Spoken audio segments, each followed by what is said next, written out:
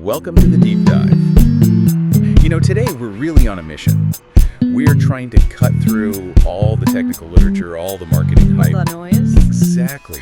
To just distill the absolute essential knowledge about modern audio production. Yeah.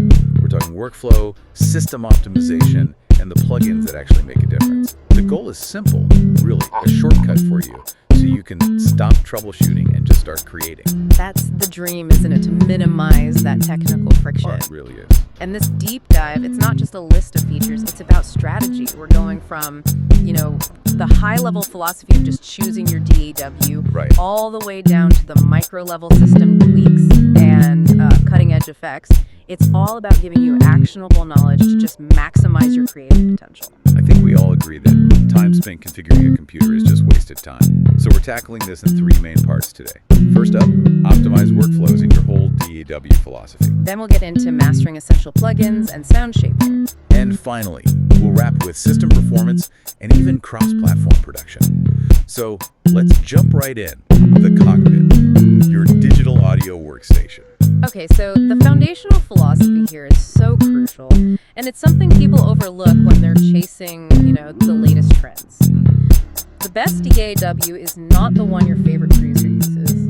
It's not the one with the biggest feature set. The best DAW is the one that feels completely invisible to you. The one you don't have to think about. Exactly. The one that removes all the friction between your idea and the sound. Yeah. At the end of the day, your ear and your mastery of the core tools. EQ, compression, reverb. Right. That's always going to matter more than any fancy proprietary effect. That distinction is key. It's about personal comfort, which leads to speed. Our sources did a great job categorizing the landscape, which is helpful. Yeah, they really did. You basically have the linear DAWs. This is your traditional tape machine style, structured timeline workflow. So think Pro Tools or Logic Pro. Exactly. Absolute workhorses for traditional recording and songwriting. And then you have the non-linear DWs, which have just exploded in modern production. Super flexible, all about clips and loops. That's Ableton Live, FL Studio. They enable incredible speed for electronic music, sound design, that kind of thing. And of course there are hybrids now, like Studio One, that try to blend both worlds. And then you have your specialized ones, like Nuendo for serious film post-production, or the really accessible free and open source options. Like Audacity and GarageBand. Mm-hmm. But when we talk about pure efficiency and flexibility, our keeper comes up again and again in our sources. Mm-hmm. It's affordable, but its technical structure is what makes it so fast. The efficiency comes from its architectural simplicity. They use a single track type. A single track type for everything. Everything. It handles audio, MIDI, buses, routing, all at the same time.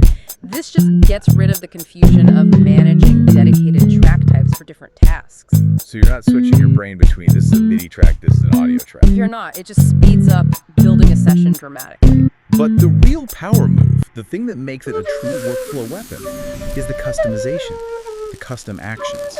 Yeah, and this is way more than just a keyboard shortcut. A custom action is a macro. You can chain dozens of different functions together. Like duplicate track, render items in place, mute, original, color new track, purple, that whole sequence. And you can execute it all with a single key press. Wow. And here's the genius part. You can tell it to consolidate undo points so that massive action only takes up one step in your undo history. Oh, that keeps things so clean. It's unbelievable for maintaining a fast workflow when you're deep in sound design. Another interesting thing about Retaper is its support for JSFX plugins. Yeah. These are basically effects written as simple text files. It kind of democratizes audio processing. If you have a simple need, like a really specific filter curve or some utility function, you can just prototype it yourself. Just with text code. Right in the DAW. Yeah. It's a huge efficiency boost if you like to customize your toolset. And for anyone doing sound design or making sample packs, our sources pointed out a killer feature, rendering selected items individually. Oh, this saves so much time. You could have a 10-minute track with, say, 50 little sound effects on it. Yeah. You can render all 50 as individual, automatically named files in one shot. It can save hours. All of this efficiency, it's really all aimed at one thing, managing your CPU. Absolutely. Professionals don't just, hit record and mix. They work in distinct phases to manage the system load. Okay, let's break down that strategy. So phase one is composition and arrangement. You're performing, recording MIDI, vocals.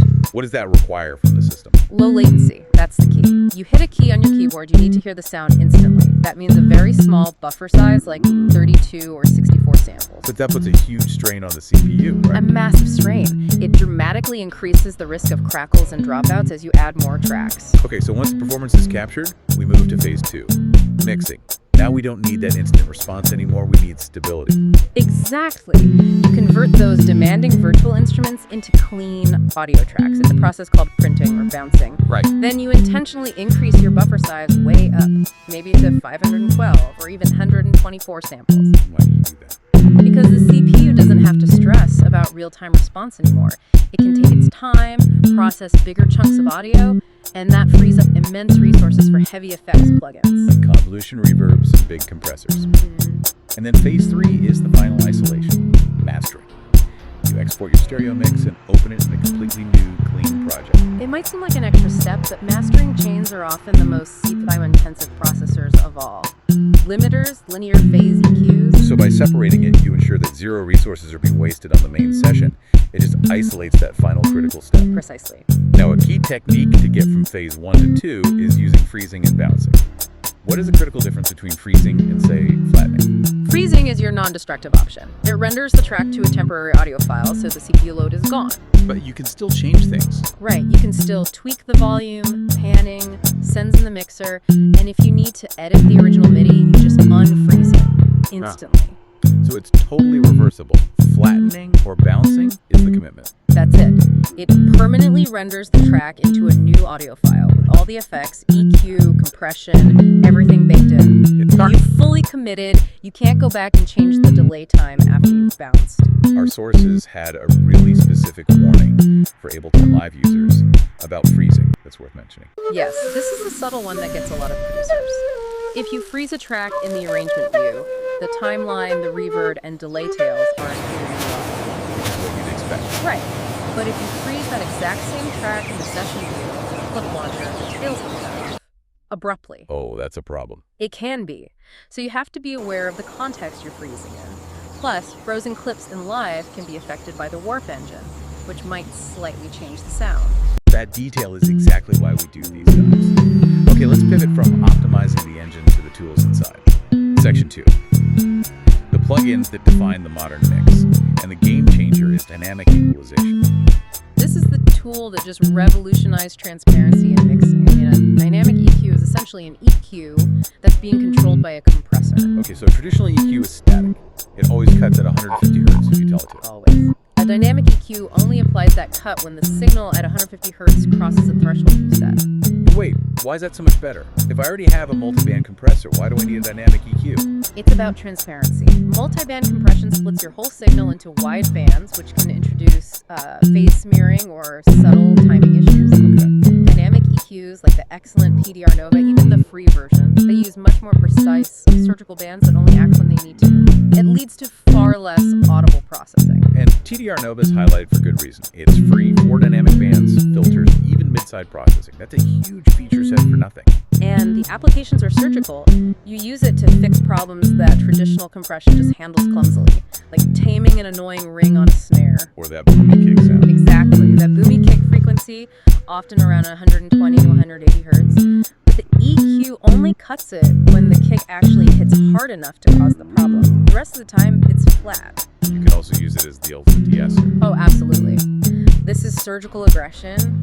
You use a dynamic band right on the sibilant range, say 5 kilohertz to 10 kilohertz, set a high ratio like 4.1 or even higher, and a lightning fast attack. Like 1 millisecond. Yeah, and that band just clamps down on those sharp S sounds, but it leaves all the other vocal details completely untouched. So you keep all the clarity and air.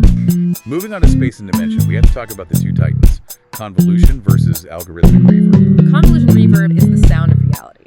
It uses what are called impulse responses, or IRs. Which are basically acoustic snapshots of real places. Exactly. The vastness of a cathedral, the echo chambers at Abbey Road, a vintage plate reverb. Plugins like Altiverb are famous because they perfectly mimic the complex sound of those real spaces. So convolution equals realism.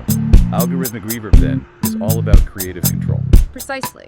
Algorithmic reverbs, like the Valhalla Stuff Room Vintage Verb, they're amazing free ones, super massive. They use complex math to build the effect from scratch. Which means you can create impossible spaces. Impossible spaces, endless decay times, you can modulate the tail. You get total flexibility that a real room can never give you. Before we move on, let's touch on the element that gives digital tracks their character. Saturation. This is what keeps a track from sounding thin or too digital. Saturation, usually from tape or tube emulation, is essential. It adds subtle harmonic distortion and dynamic compression. It's not just about squashing the peaks. Not at all. It introduces these nonlinear harmonics that add richness, density, perceived loudness. It gives the track a texture. The Slate's virtual tape machine is a classic example of this. That brings up the hardware versus software debate. We hear engineers talk about how analog gear creates sonic glue or makes a mix feel 3D. What's actually happening there? It's not just a feeling, it's a real thing. It's the compounding additive effect. Explain that. When you run multiple tracks through, say, the same brand of analog preamp, you're introducing the same set of tiny imperfections across all of them. The same noise floor, the same distortion. Exactly. The same subtle phase shifts. When those small, identical distortions overlap, they subtly lock the tracks together in the mix. That's the glue.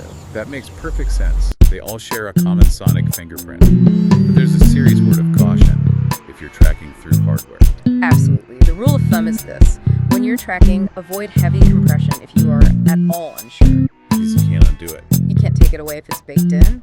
Once you crush the dynamic range of a vocal, that nuance is gone forever. Always preserve those initial dynamics for mixing. Preserving flexibility is ultimately about system performance. So our final section, system optimization. None of these amazing plugins matter if your computer's crashing. We have crucial tips, especially for Windows users. Okay, the single most impactful thing you can do on a Windows machine is fix your power settings. If you do nothing else, do this. What is it? Go into your power plan and set it to high performance. The default setting allows the CPU to slow down to save power, which is death for audio. It causes instant dropouts. And there are a few specific settings within that high-performance plan to lock down. Yes. Set the PC to never sleep. Obvious, but important. Most critically, set the minimum processor state to 100%. So the CPU is always running at full speed. Always. It prevents those random performance drops. Also, disable USB selective suspense settings. That'll keep your audio interface from randomly cutting out. And of course, the simple housekeeping of using Task Manager to kill unnecessary startup programs is still essential. Every background process is stealing cycles from your audio. This all ties back to that latency versus CPU trade-off we talked about. Right. A large buffer size is safe for mixing. These Windows tweaks just make sure that when you do need a low buffer size for recording, the system is fully dedicated to that one job. Our sources also touched on cross-platform production, especially for the growing Linux audio community. You have native denos like Reaper, but how do users get access to all the Windows VST plugins? That requires a plugin bridge, and the standout tool here is called YaBridge. YaBridge? It's incredibly efficient, and it lets Linux DWs run Windows, VST2, VST3, and the newer CLAP plugins almost seamlessly. You've mentioned CLAP a couple of times. For listeners who aren't deep in the weeds, what is that? CLAP is a newer open source plugin format. It stands for Clever Audio Plugin. Okay. It's gaining ground because it's designed to handle modern multi-core processors way better than the old VST formats. It just means smoother performance and better stability. That's a key piece of information. Yeah. But running premium Windows plugins on Linux is not always a smooth ride, is it? Definitely not. You have to be aware of the caveats. A lot of premium plugins use copy protection that can fail when running under a compatibility layer like Wine, Like Isotope, for example. Isotope, V16 group. And even some high-end VST3s from Waves have been known to cause memory issues or crashes. You really have to research which specific plugins have issues before you commit. We started this dive talking about efficiency, and our sources had a final thought that sort of debunks the need for constant hardware upgrades. It's the big takeaway. A smart workflow beats raw horsepower every time. The efficiency of a DAW like Reaper means that even older hardware, they mentioned a 2012 Dell laptop. A ThinkPad. Yeah, an old Lenovo ThinkPad. Even those can be highly effective production tools as long as you use the phasing strategy and manage your intensive plugins. So we've really gone from the highest level of choice, which DI suits you, down to the deepest level of technical tweaking. And the synthesis is clear. Professional success really relies on structure. You implement the workflow phases. You understand freezing versus bouncing. You use the power of dynamic tools. That structure and efficiency is what unlocks your creative freedom. And that freedom leads us to a final provocative thought. We spent this entire deep dive talking about tools, convolution reverb, tape saturation, all designed to recreate the realities of the physical world.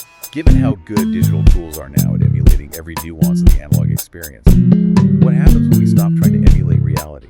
Is the true frontier of sound design maybe the sound that is algorithmically impossible to produce in any physical space? The sound that only a computer, free from the laws of physics, can truly create? A fascinating concept for you to explore the next time you open your session. Until then, keep diving deep.